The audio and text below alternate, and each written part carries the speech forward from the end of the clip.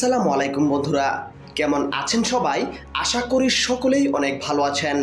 তো বন্ধুরা, পাহাড়ে সামরিক অভিযান যদি স্রেফ বিচ্ছিন্নতাবাদীদের দমন করার জন্যই হয়, তাহলে সাধারণ পাহাড়িদের জানমালের ক্ষতি কেন হলো? সাধারণ পাহাড়িদের মধ্যে পাহাড়ি বাঙালিরা যেমন আছে, পাহাড়ি অবাঙালিরও আছে। অথচ সেনাবাহিনীর বিরুদ্ধে অভিযোগ প্রধানত অবাঙালিদের থেকেই শোনা যায়। তার অর্থ একটাই, পাহাড়ে সেনাবাহিনীর আচরণ পক্ষপাতদুষ্ট। অত্যাধুনিক অস্ত্রে সজ্জিত, যুদ্ধবিদ্যায় প্রশিক্ষিত, লাইসেন্সড টু কিল বাহিনীর যদি পক্ষপাত থাকে, সেখানে মানবাধিকার লঙ্ঘন হবেই। এই সত্যটাকে স্বীকার করা জরুরি।